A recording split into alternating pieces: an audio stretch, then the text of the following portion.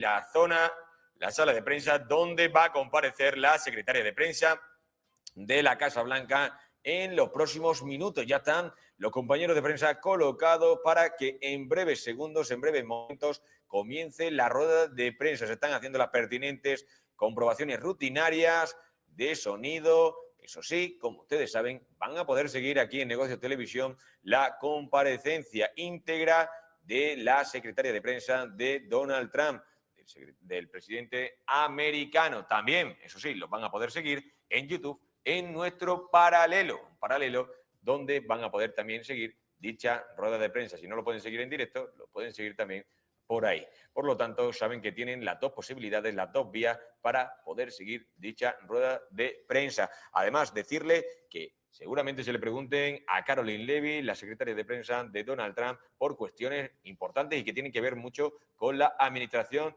del presidente, que seguramente, como saben, el horizonte, el viernes, dentro de 3 días, ya empieza la cuenta atrás, cada vez queda menos, bueno, pues va a haber esa reunión en Alaska, no como decía Donald Trump ayer, que se confundía 2 o 3 veces en Rusia, sino en Alaska, esa reunión entre Putin y Trump, entre Trump y Putin, entre los líderes de Rusia y el líder de Estados Unidos. Por lo tanto, seguramente se le pregunte por ello y se le pregunte por otros aspectos como el conflicto de Ucrania, el conflicto de Oriente Medio o también incluso los aranceles o la situación de urgencia que está viviendo, como le venimos diciendo, según la administración Trump, la capital de Estados Unidos, Washington, que en el día de ayer ya tiene desplegada la Guardia Nacional para evitar nuevos saqueos, nueva violencia y reducir, por lo tanto, la criminalidad que hay, según la administración Trump, en la capital de los Estados Unidos de América.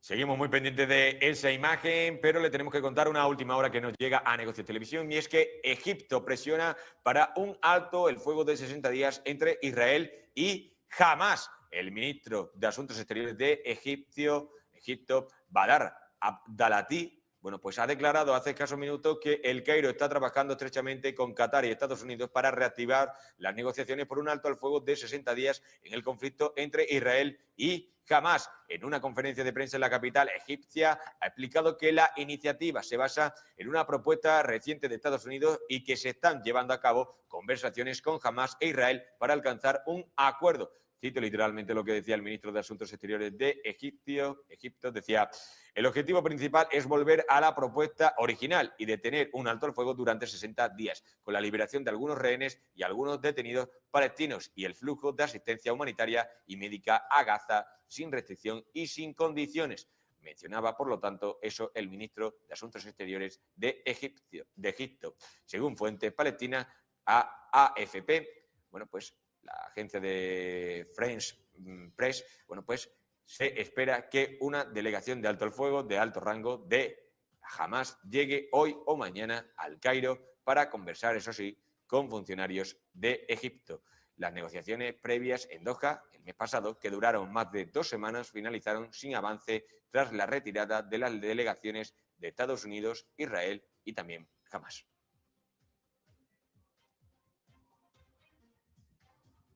También contarles que un diputado de Israel afirma que los lanzamientos aéreos desde Gaza contendrían, según él, armas. Moshe Sadat, miembro del Parlamento israelí y del partido Likud del primer ministro Benjamin Netanyahu, ha dicho en el día de hoy que los lanzamientos aéreos de ayuda humanitaria internacional en Gaza contienen armas. Decía literalmente: la ayuda humanitaria está armando y financiando a Hamás, lo que declaraba en una emisora pública, CAM, en una entrevista. Además decía: ¿alguien ha comprobado los lanzamientos aéreos? Es evidente que todos contienen munición para armar a Hamás. Según los últimos datos de la Fuerza de Defensa de Israel, más de 1.000 paquetes de asistencia humanitaria han sido lanzados a la franja desde el pasado 26 de julio, cuando, eso sí, Israel decidió levantar el bloqueo y permitir la entrada de más ayuda a Gaza. Por lo tanto, un diputado israelí que dice que, bueno, que está diciendo que los lanzamientos de ayuda que están enviando diferentes países, Estados Unidos, la Unión Europea y otros países, bueno, pues que están enviando ayuda constantemente a Gaza, que podrían contener armas y esas armas estarían siendo adquiridas por Hamás y que tanto, habría que investigar dicha acción, de ser cierta. Por lo tanto, situación preocupante y alarmante que dice un diputado israelí. Por otra parte, tenemos que contarles que Elon Musk ha amenazado con demandar a Apple por sesgo en la App Store.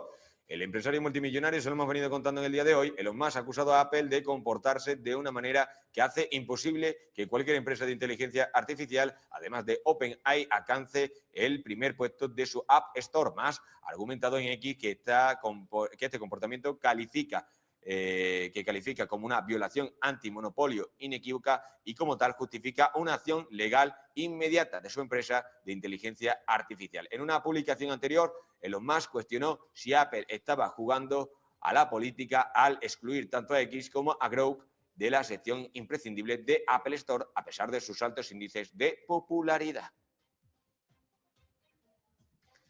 También contarles, por lo tanto, les tenemos que decir una buena noticia, y se lo venimos contando en el día de hoy en varias ocasiones, que Bayer trabaja en un nuevo fármaco contra el cáncer.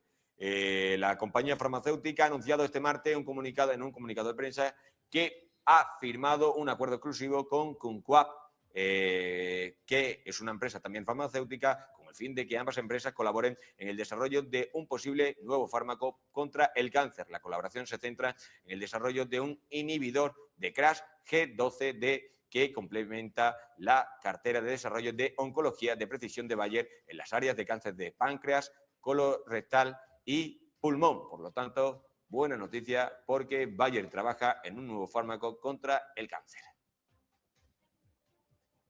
También contarles que China investiga el almidón de guisantes canadiense. El ministro de Comercio de China ha anunciado este martes, el inicio de una investigación antidumping sobre el almidón de guisantes importado de Canadá. Se lo veníamos contando en el día de hoy, dicha información.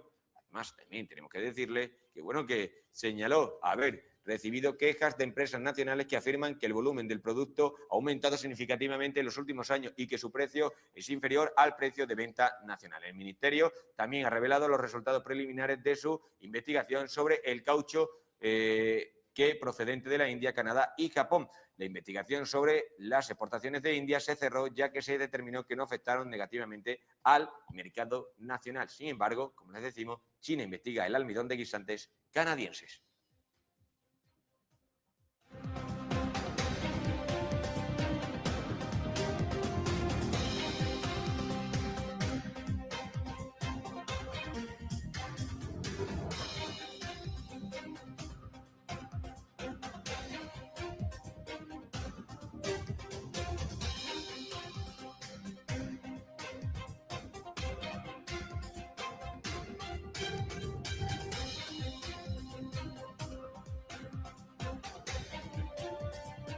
Bueno, pues tenemos que contarle una última hora que nos llega ahora mismo a Negocios Televisión.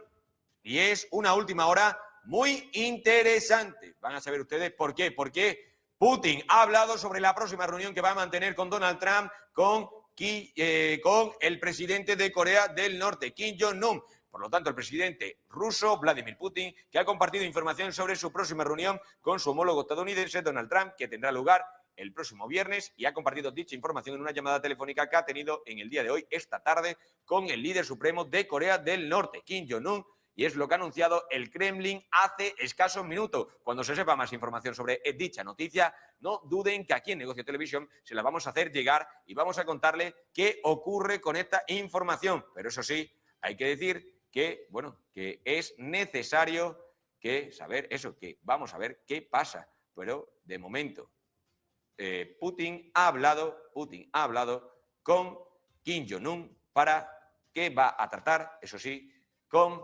Donald Trump el próximo viernes. Bueno, antes de ir con Karoline Leavitt, les tenemos que contar una noticia de última hora también, y es que la UME despliega efectivos en 6 comunidades autónomas afectadas por incendios. Se lo tenemos que contar, unas colas que también van a ver ustedes, unas imágenes que van a ver ahora en breves momentos, que tenemos aquí en Negocio Televisión que mostrarles para contarles dicha información, donde les decimos que la UME despliega efectivos en 6 comunidades autónomas afectadas por los incendios. Por lo tanto, tenemos que decir que Castilla y León, Galicia, Andalucía, Madrid, Castilla-La Mancha y Extremadura son las comunidades más afectadas por los incendios forestales declarados en plena ola de calor, cuya virulencia ha provocado un muerto, 2 heridos y que miles de personas, eso sí, hayan tenido que ser desalojadas de su vivienda. La gravedad de los hechos ha llevado al Ministerio del Interior a declarar la fase de preemergencia del Plan Estatal General de Emergencias y a convocar una reunión del Comité Estatal de Coordinación y Dirección para evaluar la situación y coordinar las acciones. Como les venimos diciendo, dada la situación, la Unidad Militar de Emergencia, la UME, tiene actualmente cerca de 1 millar de militares desplegados en los diferentes puntos del país con incendios activos. Además, más de 5.000 efectivos de las fuerzas de seguridad del Estado colaboran en la extinción de los fuegos. La Agencia Estatal de Meteorología ha alargado su previsión sobre la duración de la actual ola de calor hasta probablemente el lunes 18 de agosto, en lugar de hoy martes, como se tenía previsto, lo que hace más complicado combatir contra los incendios activos. Además, el portavoz de la EMED, José Luis Camacho, ha avisado de que espera que durante los próximos días se puedan repetir las tormentas secas que hacen que el fuego se origine en poco tiempo y se propague rápido por el viento. En cuanto a la situación de los incendios, el declarado el pasado lunes en Tres Cantos, en Madrid, que se ha cobrado la vida de un hombre de 50 años y que ha afectado ya a 1.500 hectáreas, se encuentra aún activo y en fase de control. Madrid ha anunciado que pedirá la declaración de Tres Cantos como zona gravemente afectada. En Galicia, 8 incendios activos asolan las provincias de Ourense. Hay otros 2 en Lugo, 1 en Pontevedra y otro en A Coruña. Varios de estos focos han provocado que se interrumpa el servicio de alta velocidad ferroviaria entre Madrid y Galicia y entre Santiago de Compostela y Ourense. Un total de 14 incendios forestales asolan también Castilla y León, de los cuales 10 son grandes incendios que afectan especialmente a las provincias de León y Zamora y que mantienen a 2.500 personas evacuadas, aunque la evolución de gran parte de ellos ha mejorado en las últimas horas, tenemos que decir. Por su parte, el nuevo incendio que ha afectado a Tarifa, provocado según la Junta de Andalucía, sigue activo en uno de sus flancos. Cerca de este incendio, en los Caños de Meca, se ha declarado este martes otro fuego cuyo responsable ha sido identificado. Además, la Guardia Civil de Ávila ha detenido a un varón que ha confesado haber provocado de forma intencionada el incendio forestal desatado entre Cuevas del Valle y Montbeltrán el 28 de julio.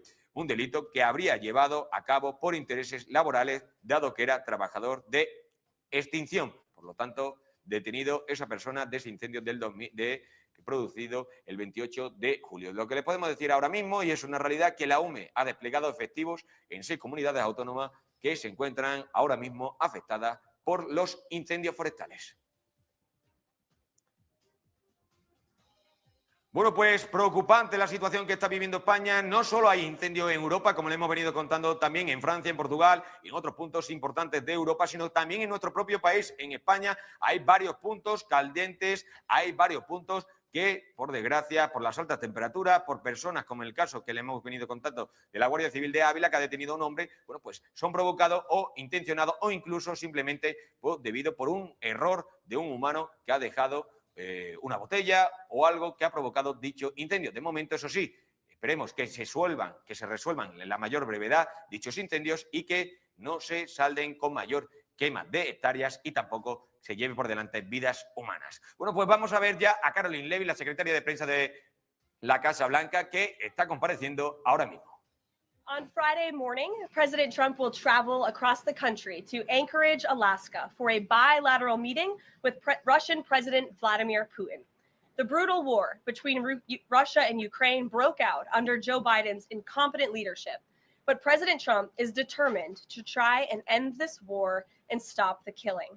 As the president has said over and over again, his strong preference will always be for peace and partnership, whenever those outcomes can possibly be achieved. There is no leader in the world right now who has been more committed to preventing wars or ending them than President Donald Trump. Just look at what took place here at the White House last Friday, when President Trump hosted the Azerbaijani president and Armenian prime minister and got the two leaders to sign a historic joint declaration for peace, ending a decades-long conflict that disrupted the region and claimed countless lives. In other news, we continue to see positive economic reports across the board. Today's CPI report revealed that inflation beat market expectations once again, and inflation remains stable. Overall, inflation has run at a 1.9 average annual pace in President Trump's first 6 months in office. Prices for everyday goods continue to decline. Energy prices fell in July, including gasoline, which is down nearly 10% over last year, and propane, which is down 2.5% over last year as well. Egg prices fell once again in July and are down 20% since President Trump took office. Shelter inflation, the largest contributor to overall inflation, is at its lowest level since October of 2021. Wage growth for American workers is beating inflation once again. As inflation declines, this administration continues to be wholeheartedly committed to putting more money back into the American people's pockets. American real wages are up 1.3% over last year and have increased each month since President Trump took office. And small business optimism, according to this morning's report, has also reached a 5-month high. Ignore the panicans and trust in President Trump. That is our motto here at the White House. The America First economic agenda is working. On another matter, yesterday, President Trump took bold action to finally restore law and order right here in our nation's capital. The president declared a crime emergency in the District of Columbia, federalized the D.C. Police Department, and mobilized the D.C. National Guard to end violent crime in our nation's capital. As part of the president's massive law enforcement surge, last night, approximately 850 officers and agents were surged across the city. They made a total of 23 arrests, including multiple other contacts. Last night, these arrests consisted of homicide, firearms offenses, possession with intent to distribute narcotics, fare evasion, lewd acts, stalking, possession of a high-capacity magazine, fleeing to a lewd in a vehicle, no permits, driving under the influence, reckless driving, and a bench warrant. A total of 6 illegal handguns were seized off of District of Columbia streets as part of last night's effort. This is only the beginning. Over the course of the next month, the Trump administration will relentlessly pursue and arrest every violent criminal in the district who breaks the law, undermines public safety, and endangers law-abiding Americans. President Trump will not be deterred by soft-on-crime Democrats and media activists who refuse to acknowledge this rampant violence on our streets. He is going to make our nation's capital the most beautiful and safe city on earth, just as he promised on the campaign trail. Staying on the topic of public safety, the Trump administration continues to shatter records on border security. According to brand new numbers released this morning from Customs and Border Patrol, illegal crossings have fallen to all-time lows once again. Here were the records set in July. Again, these numbers were released this morning. The lowest monthly nationwide encounters ever, down nearly 90% from the monthly average under the Biden administration. The lowest monthly Border Patrol apprehensions nationwide ever, smashing the previous record set the prior month in June. The lowest monthly Southwest border apprehensions ever. The lowest daily apprehension average ever. The lowest single-day apprehensions ever. And for the third straight month, there were 0 illegal aliens released into the country. Let me repeat that remarkable statistic. For the third month in a row, not a single illegal alien was released by the Trump administration into the United States of America. This is historic. Under President Trump, this border is the most secure it has ever been. When you fortify the border, when you restore deterrence, and when you empower Border Patrol agents and our brave men and women in uniform to actually do their jobs to enforce our laws, like this president has, this is the incredible result. And in the interior of our country, criminal illegal aliens continue to be arrested and removed. Here are some of the criminals arrested by ICE in just the last few days. ICE Buffalo arrested an illegal alien from Jamaica convicted of attempted murder. ICE Buffalo also arrested an illegal alien from Ecuador convicted of leaving the scene of an accident resulting in death. ICE Houston arrested an illegal alien from Mexico convicted of manslaughter. ICE Newark arrested an illegal alien from Mexico convicted of the sexual assault of a minor. ICE Dallas arrested an illegal alien from Mexico convicted of assault causing bodily injury. And already the Trump administration has arrested more than 300,000 illegal aliens in 2025. Again, more than 300,000 illegal alien criminals have been arrested in the interior of our country in the first 6 months of this administration. And despite many false reports in the media, nearly 70% of these arrests have been criminal aliens with criminal charges or prior convictions. This is success all around. This is removing the most dangerous public safety threats from America's communities and returning these individuals to their home countries. So there's been success all around. I'm sure you have a lot of questions today. I'm happy to get to them. So let's get started. And as always, we'll start with our new media seat, who is our podcast host today, Benny Johnson. Benny, why don't you kick us off? And thanks for being here. Thank you, Karoline. As a DC resident of 15 years, I lived on Capitol Hill. I witnessed so many muggings and so much theft. I lost track. I was carjacked. I have murders on my Ring camera and mass shootings. I witnessed a woman on my block get held up at gunpoint for $20. And my house was set ablaze in an arson with my infant child inside.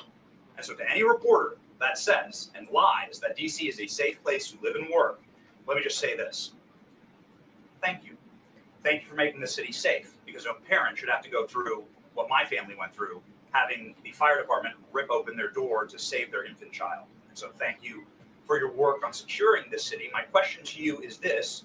Nancy Pelosi has attacked the president for deploying the National Guard to the city, saying that it is to cover for his incompetence. Hillary Clinton has also attacked the president for securing the city of Washington, D.C. I'd like to get your response to Nancy Pelosi and Hillary Clinton. Sure. Well, first of all, Benny, I'm so sorry that happened to you and your family. There have been, unfortunately, far too many victims of crime in this city. And I know the majority of residents in the District of Columbia agree with you. In fact, a new poll from the Washington Post I was reading this morning, this was released in May of 2024.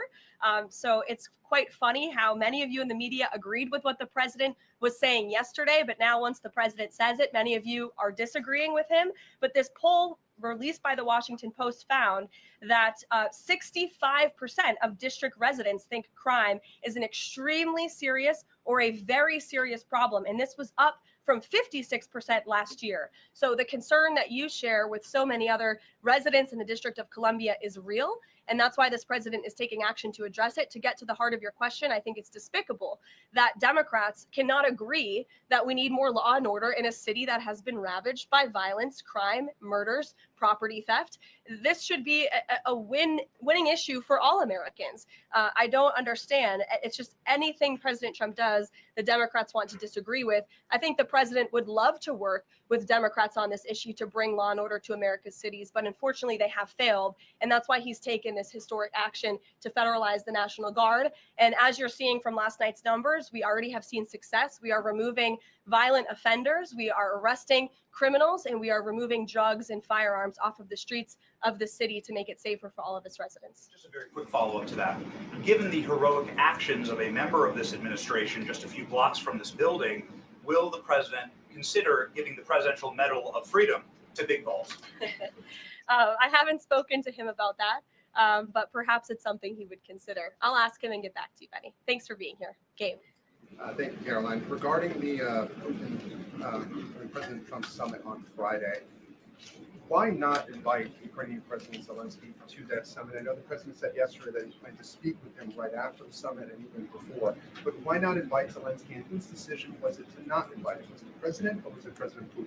Well, this meeting came about because the president of Russia asked the president of the United States to meet through his special envoy, Steve Witkoff, who, as you all know, traveled to Russia to have a conversation with Putin at his request. And so the president is agreeing to this meeting at the request of President Putin. And the goal of this meeting for the president is to walk away with a better understanding of how we can end this war. And the president said at this podium yesterday, when he joined all of you in the room, that he hopes in the future there can be a trilateral meeting with these three leaders to finally bring this conflict to an end. But this administration has really used every lever, has taken every measure to achieve peace through a diplomatic solution. And I think the president of the United States getting in the room with the president of Russia, sitting face to face rather than speaking over the telephone, will give this president the best indication of how to end this war and where this is headed. Question on something that happened yesterday, but I wanted to get the White House response. A judge ruled that the grand jury transcripts in Ghislaine Maxwell's case should not be released. What's the White House response to that? And do you plan to appeal? And what do you tell President Trump's supporters who want that information released? We think that decision is unfortunate. Of course, we moved to unseal that information because the president has said he wants to see credible evidence released. As for the appeal process, I would defer you to the Department of Justice for that. Rachel. Thanks so much, Caroline. We're learning that President Trump spoke with Ukrainian President Zelensky. I was curious if you can share any more details about their call, and did Zelensky give President Trump any red lines, any non-starters ahead of this summit on Friday? Look, I don't want to reveal the private conversations between the president and President Zelensky, but what I can tell you is that the president has deep respect for all parties that are involved in this conflict and are trying to bring this conflict to an end. After Special Envoy Witkoff returned from his meeting with President Putin in Russia, his first phone call was to President Trump. And President Trump's first phone call was to President Zelensky and to our friends in Europe to keep everybody in the loop about where the United States can see moving the ball forward to end this conflict. And so we continue to be very much engaged with President Zelensky and the Ukrainians, but also our allies in Europe as well. And then just one more for you. How does the president measure success coming out of this meeting? The president at times has suggested that Putin might be tapping him along. Is he prepared to walk out of this meeting if he senses that Putin is not serious about ending this war? I think I just answered that question for you and what the goal and the expectation of the meeting is. And I won't jump ahead of any hypotheticals, and I'll leave it to the president to speak to all of you after the meeting, which I'm very confident he will. Steve. Are you optimistic that a deal will emerge from this meeting, or is he simply going to listen? I think this is a listening exercise for the president. Look, only one party that's involved in this war is going to be present. And so this is for the president to go and to get, again, a more firm and better understanding of how we can hopefully bring this war to an end. Caroline, how did you settle on Alaska as the site for this? So there were some other sites being discussed. Is it like it was a midpoint between the two leaders? There were many sites discussed, but of course, Alaska is a state within the United States of America. So the president is very honored and looks forward to hosting President Putin on American soil. Is there a joint news conference plan, or will the president have a solo one? What sort of scheduling stuff? Yeah, the mechanics and the scheduling, Steve, are still being ironed out. For Friday, we're working with our Russian counterparts to put those plans into action. And of course, we'll keep you all apprised on the logistical details of Friday as soon as we get them. Charlie? The president said at the podium yesterday twice that he was planning to go to Russia. Was that a verbal slip-up, or does he actually plan to go to Russia? Perhaps there are plans in the future to travel to Russia. And on Friday, the president will be meeting with the Russian President Vladimir Putin in Alaska, as you know. Phil? Last week, the president said the CEO of Intel was highly conflicted, seeming to cite his past investment with Chinese companies that were doing business with the Chinese military. Yesterday, he called his meeting with that CEO a success. So what can you tell us about what the Intel CEO said to President Trump that changed his mind? The president put out a statement that you cited, Phil. I will leave it at that. He shared his thoughts on that meeting and how it went. And for any further comment on that, I'll leave it to him to make. Will the Bureau of Labor Statistics continue to put out monthly jobs reports? Well, look, what I'll tell you about the Bureau of Labor Statistics, I believe that is the plan and that's the hope, and that these monthly reports will be data that the American people can trust. As you know, the Bureau of Labor Statistics has made massive revisions after the last several points reports that they have put out. And there has certainly been a decline in the quality and the reliability of data coming from the Bureau of Labor Statistics, and there's been an increase in revisions. And this president and the administration is finally tackling this problem that so many have talked about, and the president is actually doing something about it. We need to restore new leadership that we can trust. As you know, the president has appointed someone new to take over the BLS, and so we need to look at the means and the methods of how the United States is acquiring this very important data, and all of that is going to be done. And the goal, of course, is to provide honest and good data for the American people to make very important economic decisions on. Michael. Thank you, Caroline. Two questions, if I may. The president has talked about land swaps between Russia and Ukraine. Vladimir Putin says he wants Russia to hold on to Russian-occupied territory in eastern Ukraine. Is the White House at all concerned about the messaging that potentially giving over or allowing Russia to maintain its occupied territory in eastern Ukraine, what that might say to other U.S. adversaries like China. Look, right now, the President of the United States has done more to end this war than his predecessor, Joe Biden, who allowed this war to take place. This war, don't forget, happened at the result of the weakness and the incompetence of the previous administration. And so the president inherited this conflict, and he is determined to end it. And it's a very complex and complicated situation. As for the details of the plans that have been kind of tossed back and forth, I won't get into those. And I will let the president of the United States discuss those plans with the president of Russia, with our European allies, and the president of Ukraine, Zelensky himself as well. Sure, go ahead, in the green. Thank you, Caroline. As far as the policing and security operations, You speak up. is there a timeline? Do we know what success looks like? Is it going to last longer than 30 days? And also, is there going to be an immigration enforcement aspect to this? So can you speak up a little bit? The air conditioning is bumping in here for all of you today after yesterday's heater. So we've got to talk up. You're welcome. Go ahead. Is there a timeline for the security operations here in DC? And also, is there going to be an immigration component to this? And what would that look like? Look, if law enforcement officers encounter a criminal in this city and they are an illegal alien, of course, the appropriate measures to detain and deport that individual will be taken, as they should. No city should be a sanctuary for anyone other than law-abiding American citizens, and that has been the position of this administration since day one. As for the timing, we will reevaluate and reassess and make further decisions after this 30-day period is up. But within these 30 days, our entire focus is making sure that this is the most efficient operation possible and that we are removing as many criminals from the streets and we are cleaning up DC as best as we can and working with the Metropolitan Police Department to do that. I know the mayor just spoke several minutes ago. I was watching her on television and she said that an increase of law enforcement officers on the streets will be helpful to deter crime in this city. And we look forward to working with these brave men and women of the Metropolitan Police Department to remove criminals off of our streets and to keep law-abiding citizens in the district safe. Josh. Thank you. The president weighed in on Jay Powell again today, you might have seen. He said that he's considering allowing a major lawsuit against Powell to proceed because of the, quote, horrible and grossly incompetent job he has done. Can you tell us about that? What lawsuit is he talking about? He's considering a lawsuit, and I won't speak on it any further. I will allow the president to do that himself. Is it fair to say the administration is considering suing the Fed chair over this renovation? That's what the president is saying. Had discussions with anyone about this, or is this just like how advanced is this right now?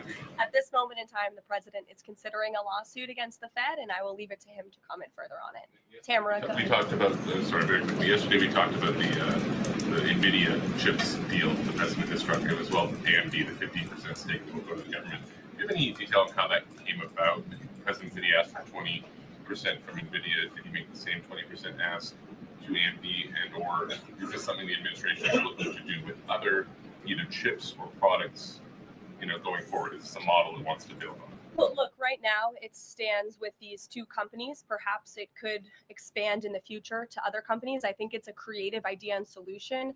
The legality of it, the mechanics of it is still being ironed out by the Department of Commerce, and I would defer you to them for any further details on how it will actually be implemented. But again, this was another idea of the president and his brain trust on his trade team to try to, get good deals for the American people and the American taxpayer. The report that China is discouraging use of the H20 to some companies. Since this, we're reporting that overnight there was private guidance sent to companies not banning the chip, but urging them to steer away from it. I wondered if you have any response to that. I haven't read the report. I will, and we'll get you a comment on it. Tamara. Thank you. Last week, the meeting with Putin was sort of described potentially as an opportunity for a deal. Now it's a feeling out. Has there been a shift in expectations within the White House or an effort to temper expectations about what success looks like for this meeting? Look, I think both can be true, right? The president has always said he wants a peace deal. He wants to see this war come to an end.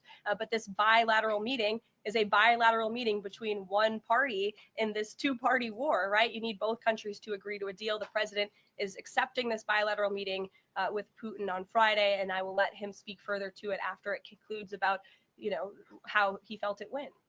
Also, completely unrelated topic.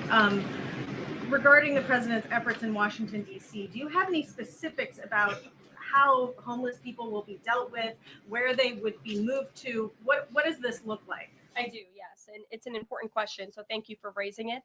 The Metropolitan Police Department, with the support of the new federal agencies who have been surging on the streets of the District of Columbia, are going to enforce the laws that are already on the books here in Washington, D.C. For far too long, these laws have been completely ignored, and the homelessness problem has ravaged the city. So D.C. Code 22-1307 and D.C. Municipal Regulation 24-100 give the Metropolitan Police Department the authority to take action when it comes to homeless encampments. So homeless individuals will be given the option to leave their encampment, to be taken to a homeless shelter, to be offered addiction or mental health services, and if they refuse, they will be susceptible to fines or to jail time. Again, these are pre-existing laws that are already on the books. They have not been enforced, which is part of the reason for this federalizing of the National Guard to bring in this assistance for law enforcement.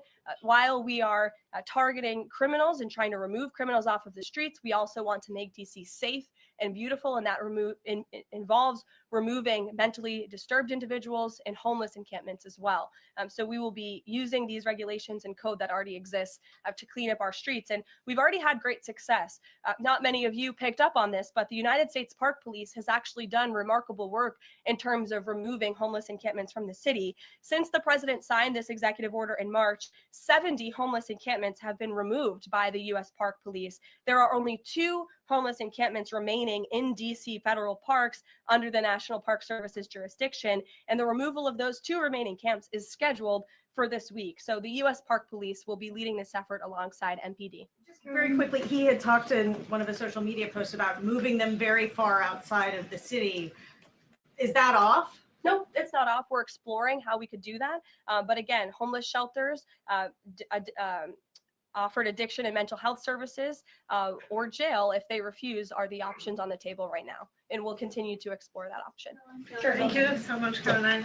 President Zelensky said moments ago that he thinks Russia is preparing for a new offensive on at least 3 different areas of the front line. Is this something that you could confirm based on U.S. intelligence? And if the president sees that Putin is indeed planning major new offensive or moving troops, would he call off the meeting on Friday? I'm not in a position to confirm or deny or comment on that intel at this time. Monica. Thanks, Caroline. My question involves Russiagate. A whistleblower alleges that then Congressman Adam Schiff approved leaking classified information to smear President Trump's image during the Russiagate scandal. Does the president plan to investigate Adam Schiff, and what would accountability look like if more information confirms this report? The president has already said he wants to see Adam Schiff held accountable for the countless lies he told the American people in relation to the Russiagate scandal.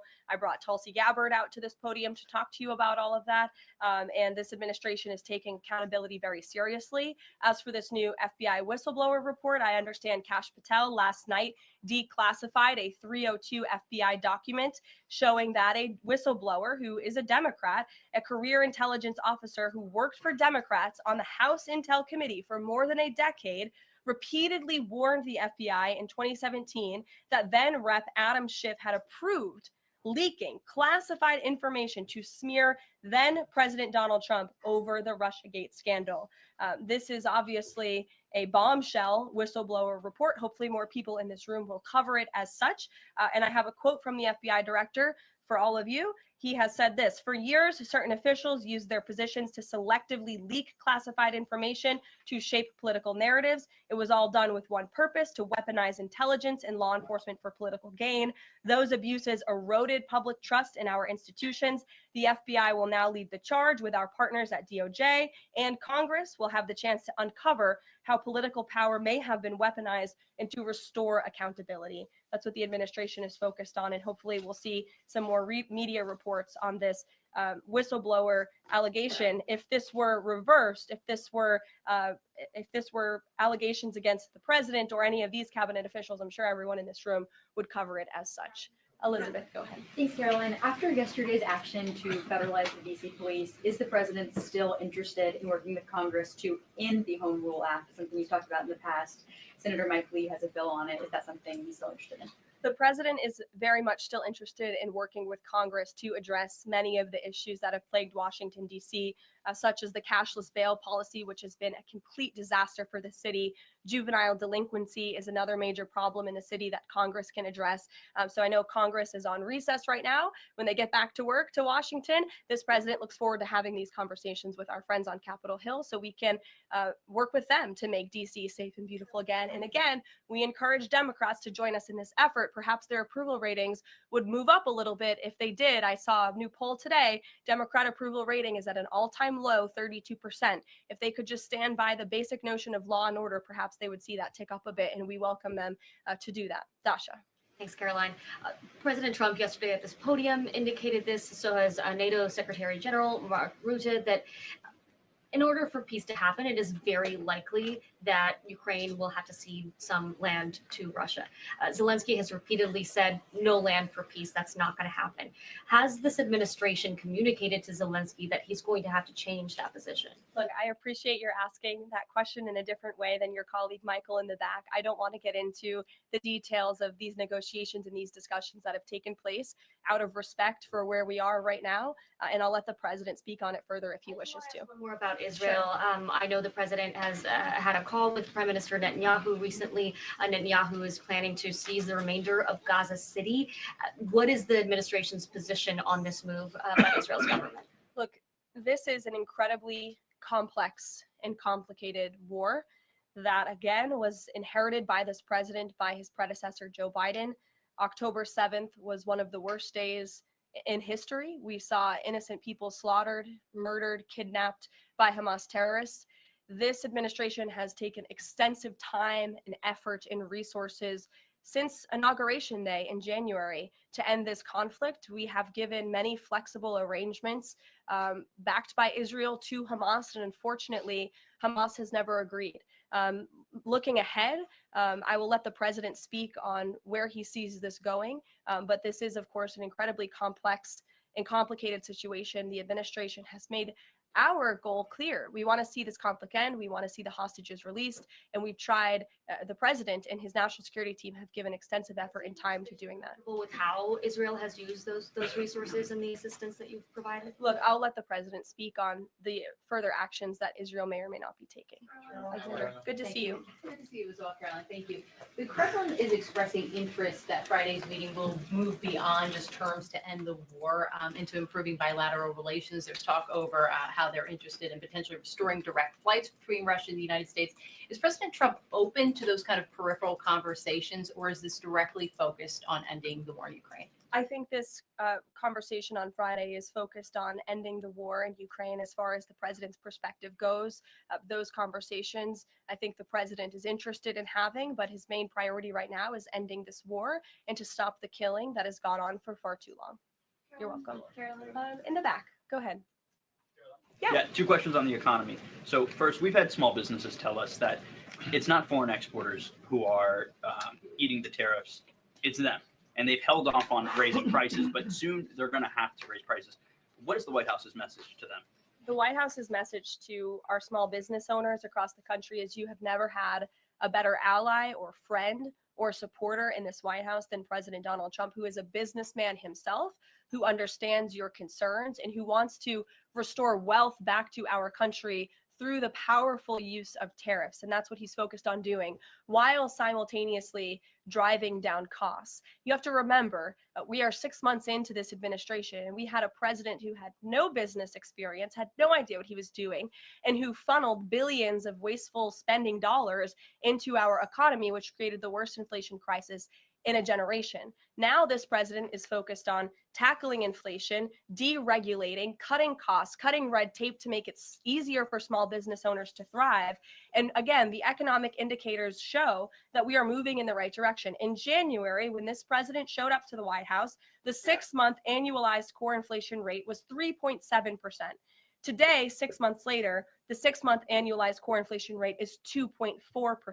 So we are trending in the right direction, moving forward since President Trump took office, for another 6 months, inflation will be tracking at 1.9% at this trajectory. You look at grocery prices, they fell, energy prices fell, fuel oil fell, ship fares fell, propane fell, butter, margarine, eggs, non-prescription drugs. You go through the list of items that are falling. And then I would also point to that report this morning showing that small business optimism has reached a 5-month high. So look, we inherited an economic mess from the previous administration, but this administration is focused on fixing it every day. And part of that is signing the largest tax cuts into law to put more money back into the pockets of these small business owners. Just on the BLS, they collect the inflation data. Obviously, if the jobs data is not reliable, should Americans trust the inflation data? Well, look, the jobs data has had massive revisions. We want to ensure that all of the data, the inflation data, the jobs data, any data point that is coming out of the BLS is trustworthy and is accurate, which is why the president has restored new leadership at the BLS. Sure, go ahead. Yeah. Okay. Hi. Thank you.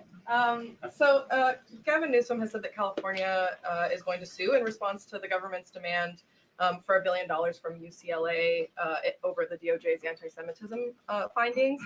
Newsom has called this extortion and ransom. So I'm wondering what the White House's response is to Newsom on UCLA. Bring it on, Gavin. This administration is well within its legal right to do this, and we want to ensure that our colleges and our universities are respecting the First Amendment rights and the religious liberties of students on their campuses, and UCLA has failed to do that.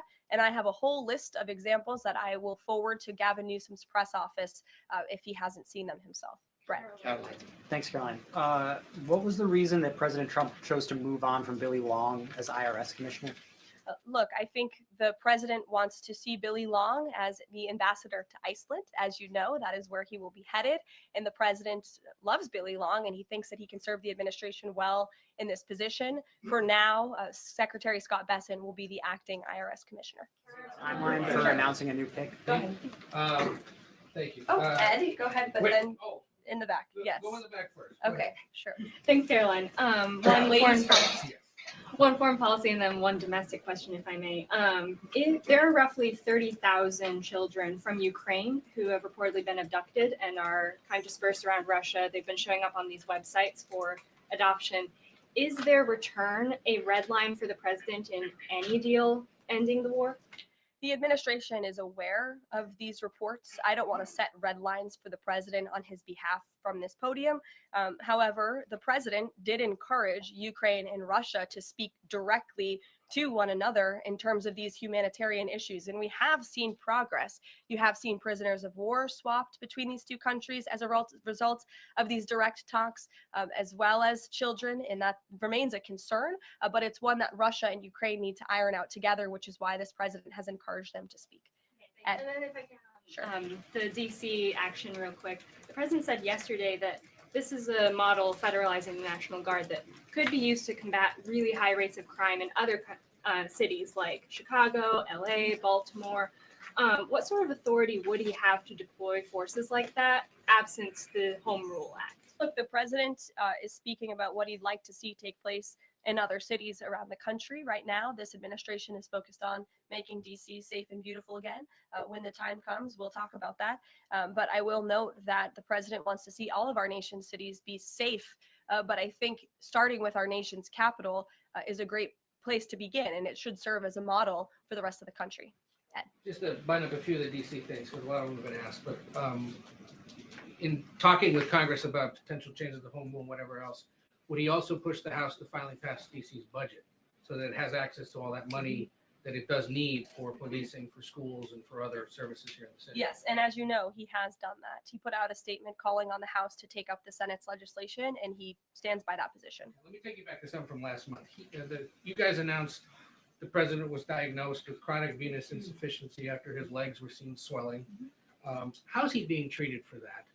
And while you were upfront about those health issues, curious if the White House would be willing to let us speak with his physician directly about those health issues. I know there were a lot of concerns about the last White House not making the physician available. Would the physician be available in this case? I don't want to make that commitment on behalf of the physician, but it's certainly something we can look into and explore out of the effort of transparency, because unlike the previous White House, there is nothing to hide. You guys see this president working around the clock, literally 24/7, all of the time, and I will be happy to look into that request. Can we at least get an update on how he's being treated for the swelling legs and for the hands and the other issues? Look, you see the president every day. He's moving, he's working, he's continuing. There have been no adjustments made to his lifestyle.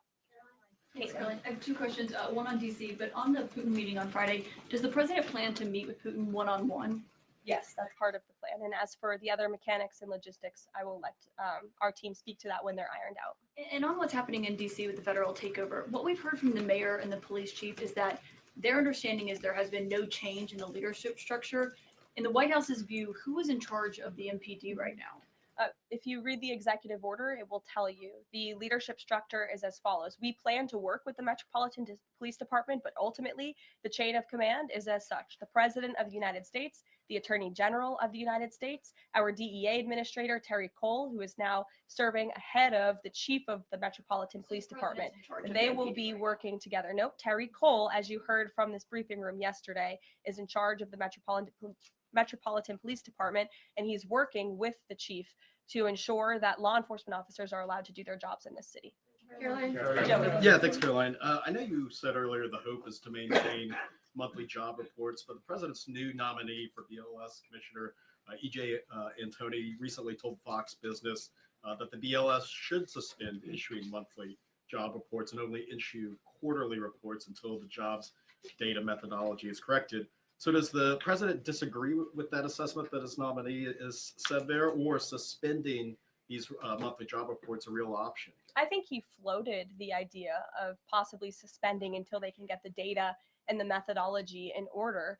And this president wants to ensure that the BLS, again, is putting out accurate and honest data that the American people can trust. Since you brought up the new commissioner, he holds a master's and doctor's degree in economics from Northern Illinois University. He's the chief economist in the Heritage Foundation's Center for the Federal Budget. And in addition to his work at Heritage, he has multiple other roles. He's been widely renowned for his work on economic issues. He's been called before Congress to testify as an economic expert. So he's a qualified individual, and the president trusts him to lead this important department.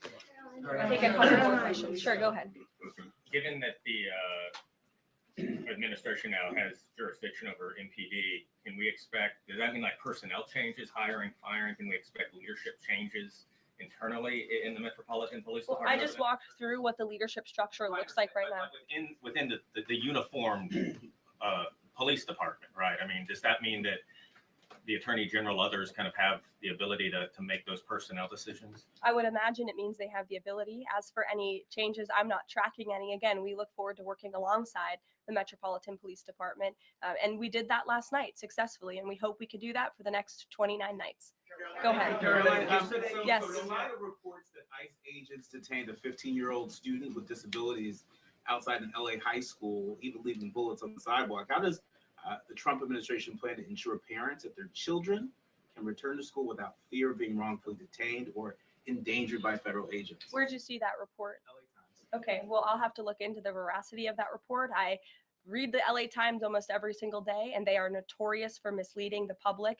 I'm sure there's more to that story than the way that you just characterized it. This administration wants to ensure that all school children across the country in every city from Los Angeles to DC can go to school safely. And that's part of this administration's effort to federalize the National Guard in Washington, to ensure that ICE is removing child predators. I just read you a list of a handful, just a handful of the hundreds of thousands of child predators that this administration is removing off of the streets of Los Angeles and every other community across this country, because we want to ensure this is a country where American school children can be safe, where they can prosper, and where they are not threatened by violent criminals, whether they are illegal or whether they are American citizen homegrown criminals, as this president calls them. So I will gladly go check on that report, and I'll get you the facts. Thank you. Caroline?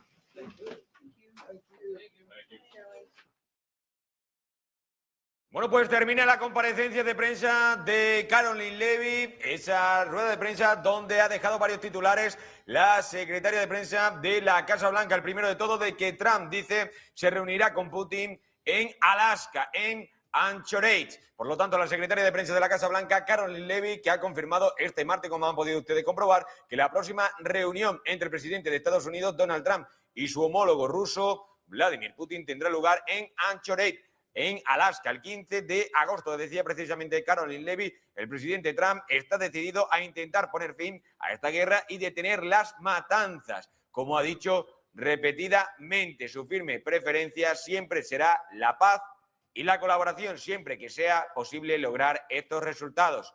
Decía Leavitt en una rueda de prensa que acaban de escuchar y que acaba de terminar. Por lo tanto, Trump se reunirá con Putin en Alaska. Además, la secretaria de prensa de Donald Trump agregaba también que esta reunión fue solicitada por el presidente ruso a través del enviado especial de Estados Unidos, Steve Witkoff, y que el objetivo de Trump es lograr una mejor comprensión de cómo podemos poner fin a esta guerra que se está saldando día a día, semana a semana, con muchas víctimas mortales por parte del ejército ucraniano y del ejército también ruso, es lo que dice. Bueno, pues aparte de eso también, Karoline Leavitt ha dicho que Estados Unidos confía en que aún es posible una reunión con Zelensky y Putin. La secretaria de prensa de la Casa Blanca ha reafirmado este martes que una reunión trilateral entre los presidentes de Estados Unidos, Rusia y Ucrania, bueno, pues sería posible, decía, podría ocurrir en algún momento en el futuro. En una conferencia de prensa, en esta conferencia de prensa, Leavitt explicaba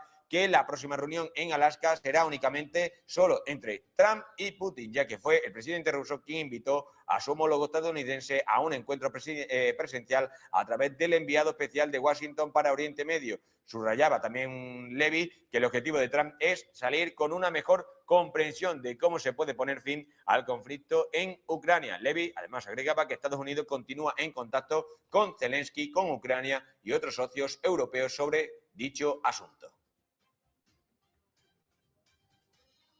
También decirles que se ha conocido en las últimas horas que Estados Unidos y Rusia se comprometen con el éxito de la cumbre en Alaska. El Ministerio de Asuntos Exteriores de Rusia ha declarado este martes por la tarde que tanto Estados Unidos como Rusia reafirmaron su compromiso con el éxito de la próxima cumbre de Alaska entre el presidente estadounidense Donald Trump y el presidente ruso Vladimir Putin, tras una conversación telefónica entre el ministro de Asuntos Exteriores de Rusia, Sergei Lavrov, y el secretario de Estados Unidos, Marco Rubio. El ministerio emitió un comunicado diciendo que los funcionarios también habían hablado sobre ciertos aspectos de los preparativos para la próxima reunión entre los líderes que tendrá lugar en Anchorage, en Alaska, el próximo 15 de agosto. También decirles, eso sí, se lo veníamos contando, que, bueno, que Putin había hablado con el mandatario, con el líder de Corea del Norte, es decir, con Kim Jong-un, había hablado el presidente Putin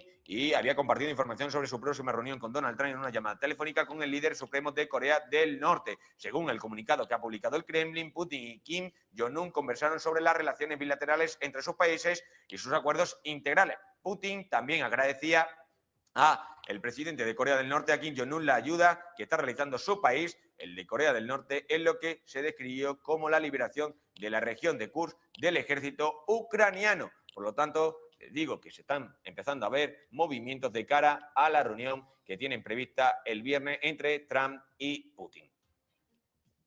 También, aparte de eso, contarles que Netanyahu ha instado a los iraníes a protestar por la crisis del agua. El primer ministro de Israel ha usado el martes un mensaje publicado en X para llamar a los iraníes a salir a las calles contra su gobierno, enmarcando la escasez de agua en el país como parte de una lucha más amplia por los derechos y la justicia. Decía precisamente en ese mensaje Netanyahu: arriésguense por la libertad, por sus futuros, por sus familias, vale la pena, salgan a la calle, exijan justicia, exijan rendición de cuentas, decía el primer ministro de Israel, dirigiéndose al orgulloso pueblo de Irán. Decía que los líderes de Teherán habían perdido miserablemente en la reciente guerra de 12 días y los acusaba de mala gestión, señalando el riesgo de que las represas se sequen en septiembre u octubre en Irán. Netanyahu además contrastó los problemas hídricos de Irán con lo que él considera los logros de Israel en materia de reciclaje y desalinización, prometiendo que los expertos de Israel podrían ayudar en el momento en que su país sea libre. Además, Netanyahu instaba a los ciudadanos a protestar contra la tiranía y construir un futuro mejor junto a Israel. Y también van a escuchar ustedes ahora a Zelensky, porque ha comparecido el presidente de Ucrania hace escasos segundos. Se lo vamos a dar aquí en Negocio Televisión, en el que decía Ucrania cree que Rusia volverá a atacar después de la reunión con Donald Trump. Zelensky, en esa comparecencia que van a escuchar ustedes ahora, dice que Ucrania no retirará sus tropas del Donbass, que ve a Rusia preparando una nueva ofensiva después del 15 de agosto y sobre todo decía, Rusia está trasladando tropas de la región de Sumi a otras regiones también fronterizas con nuestro territorio y se prepara para un nuevo asalto, eso sí, estima Ucrania y estima Zelensky, a principios de septiembre. Escuchen ustedes a Zelensky, al presidente ucraniano, hablar sobre estas cuestiones. Бажаю здоров'я, шановні українці. Коротко про сьогодні. Продовжуємо комунікацію з партнерами заради спільних позицій, заради сильних позицій. Говорив з президентом Ердоганом. Хороша була у нас розмова, як завжди, дуже правильні акценти. Я дякую за підтримку нашої незалежності, нашої територіальної цілісності, наших людей. Головне за підтримку позиції, що мир може бути сталим тільки за участі України в підготовці відповідних рішень. Також я хочу відзначити участь Туреччини в нашій коаліції охочих, це важливо, і ми розраховуємо на активну участь Туреччини в наближенні реального миру, наближенні реальної безпеки. Говорив також з президентом Румунії та прем'єр-міністром Нідерландів. Є принципова позиція європейських лідерів. Чітка заява Євросоюзу, 26 країн, усі з нами у дипломатичній роботі, в принципових позиціях. Зрозуміло, хто 27-й і хто завжди проти всього, просто щоб бути особливим проти. Втім, контактуємо з усіма. Наші аргументи наводимо абсолютно всім. Завтра продовжимо роботу із Сполученими Штатами Америки та з європейськими колегами. Говорив сьогодні також з еміром Катару. Я подякував за допомогу у звільненні наших дітей, які були викрадені Росією. Надзвичайні посередницькі зусилля. Сотні дітей вдалося вже повернути. Поінформував про усі наші розмови з партнерами, про можливі кроки. Провів сьогодні також нараду з нашою дипломатичною командою, Офіс і Міністерство закордонних справ. Ми готуємо певні кроки, щоб додатково мобілізувати партнерів. Хочу окремо відзначити наші домовленості з Нідерландами. Це один з лідерів підтримки для України в Європі. І ми готуємо ще речі, які посилять нас. Зокрема, це стосується дронів. Були сьогодні доповіді наших військових, фронт, особливо Добропілля, Покровський напрям. Зроблені там кроки, щоб виправити ситуацію. Я вдячний кожному підрозділу, кожному нашому воїну, які зараз знищують окупант. Позиції на Харківщині, позиції на Запоріжжі, позиції на Сумщині. Всюди ми стараємось забезпечити Україні саме такий захист, як потрібно. Ще одне. Була нарада з урядовцями, прем'єр-міністр, міністр фінансів, міністр освіти. Я доручив зробити кілька кроків, які можуть підтримати наших людей. Підтримати та забезпечити молодим українцям реально більше можливостей бути тут, бути в Україні, навчатись тут, будувати своє майбутнє тут. Попри все, ми будемо збільшувати стипендії нового бюджетного року. Також ми будемо спрощувати умови вступу в українські вищі навчальні заклади. Урядовці попрацюють, зокрема, і зимову вступну кампанію. Також ми будемо змінювати правила перетину кордону таким чином, щоб це було можливо і для хлопців 18-22. Щоб більше людей йшли на навчання тут, і щоб молодим українцям, які з різних причин за кордоном, було легше зберігати зв'язки з Україною. Дякую всім, хто з нами, хто з нашою державою. Дякую кожному, хто воює заради України, хто працює заради України, заради держави і людей. Та кожному, хто нам допомагає. Слава Україні! Bueno, pues esas eran las declaraciones de Zelensky, donde hablaba y decía que Rusia podía volver a atacar, que él prevé después del 15 de agosto, de esa reunión entre Trump y Putin, que vuelva a atacar Rusia, que empiecen a tomar posiciones el ejército ruso en localidades cercanas a la zona de Sumi. Bueno, pues tenemos que darle otra noticia antes de despedirnos y de hacer ya el alto definitivo en el día de hoy, martes 12 de agosto, contarles que Israel podría enviar, y está Israel considerando enviar una delegación de alto nivel a Doha a finales de esta semana para discutir un acuerdo integral que pondría fin a la guerra de Gaza y aseguraría la liberación de todos los rehenes. Es lo que ha informado el canal N12 este martes por la tarde, hace escasos minutos, citando a dos fuentes familiarizadas con dicho asunto. La posible visita se produce mientras, según se informa, representantes de Hamas están manteniendo conversaciones en Egipto con altos funcionarios de inteligencia egipcios. Anteriormente, el ministro de Asuntos Exteriores de dicho país, de Egipto, decía que su país está haciendo esfuerzos para reactivar las negociaciones y presionar por un alto al fuego de 60 días entre Israel y Hamas. Por lo tanto, la última hora que le tenemos que decir, antes de decirle adiós en Negocios Televisión, hasta mañana, hasta las 12 de la mañana, cuando empiece de nuevo la programación habitual de verano, pues decirle que Israel podría enviar una delegación a Doha para las conversaciones sobre Gaza. Con esa noticia nos despedimos. Así son las cosas y así se la hemos contado, como siempre, aquí en Negocios Televisión, su cadena de economía, de política y de geopolítica. Que tengan muy buena tarde.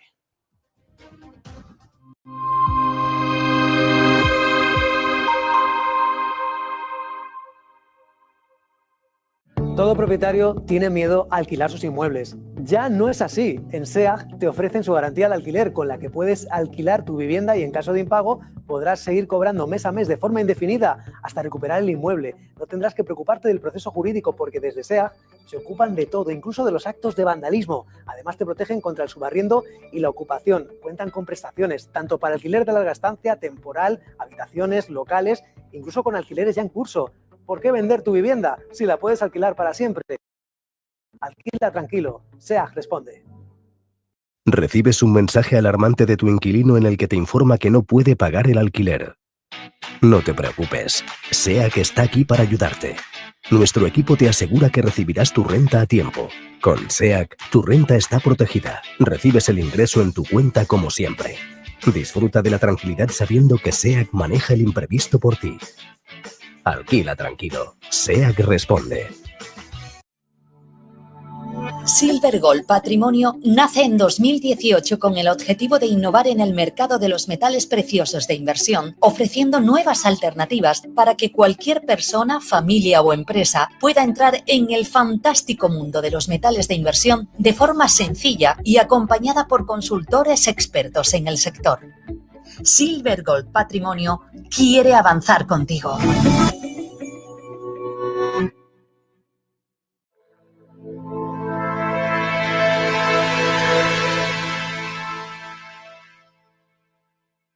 La pantalla para que pasemos con uno de nuestros invitados, que efectivamente nos viene a hablar el día de hoy de todo lo que serían los activos digitales. Algo muy importante porque a veces se nos olvida indudablemente que es algo que llegó para quedarse. Fíjense bien, yo voy a hablar con él inglés. Su nombre es Daniel Cohur y no solamente él trabaja en una compañía que se llama Token, sino que esa compañía fue adquirida por un grupo inmenso del grupo Apex.